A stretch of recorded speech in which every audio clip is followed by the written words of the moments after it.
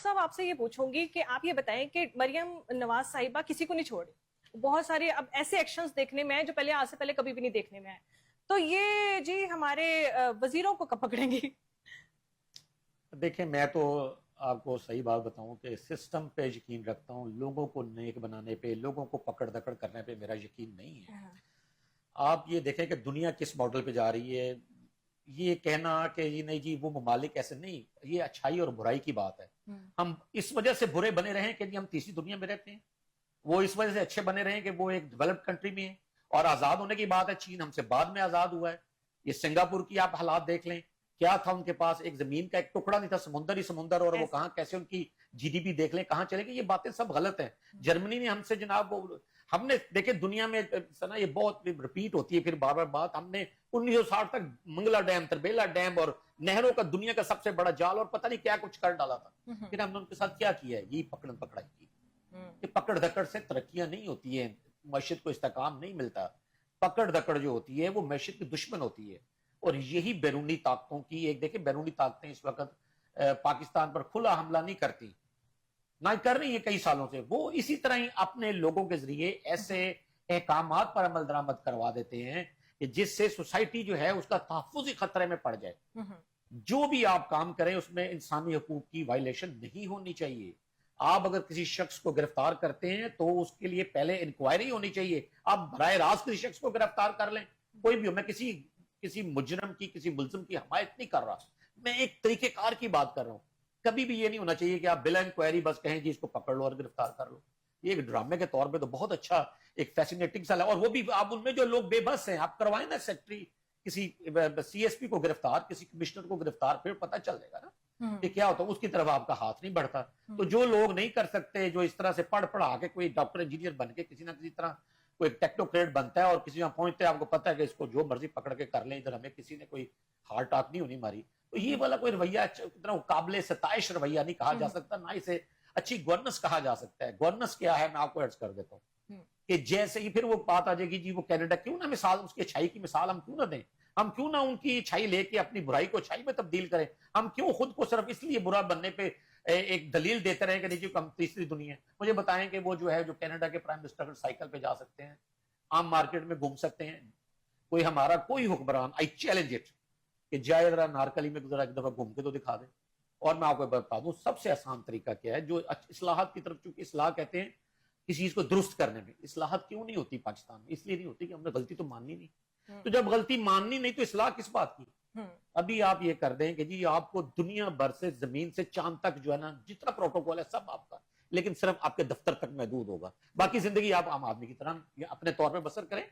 आप इतनी खुश फहमी में हैं कि लोग आप पर सच पे कुर्बान हो रहे हैं, तो जाए ना लाहौर नारकली में से एक दफा गुजर के दिखा दें, जाएं एक दफा माल रोड से पैदल निकल जाएं, अपनी गाड़ी पे जाएं, लग पता जाएगा। ये प्रोटोकॉल ही है जिसने ये सारा कुछ किया हुआ है। और ये हम सारे इसके अंदर जो है ना फिर इसी तरह के वाकयात के, चीनी कम आ जाएगी, कभी हम सीसीडी पे हम जो है ना वो इस तरह के डिपार्टमेंट बनाएंगे मुख्तलिफ।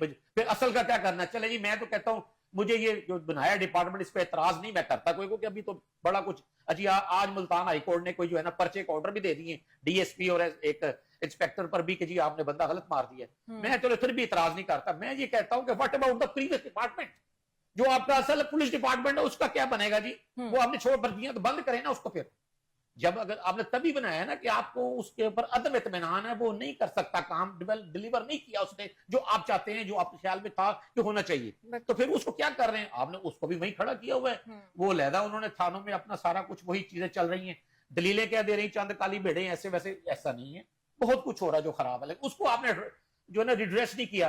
ये इसको आप एक नया ला के कह रहे हैं जी हमने गवर्नेंस बेहतर बनानी है। तो इस तरह से जो डंग टपाऊ पॉलिसी, ये हमारा एक अनफॉर्चुनेट ये बन गया है एक सिस्टम कि हमने हर काम जो है ना डंग टपाऊ करना, किसी असूल किसी जाब्ता के तहत नहीं करना।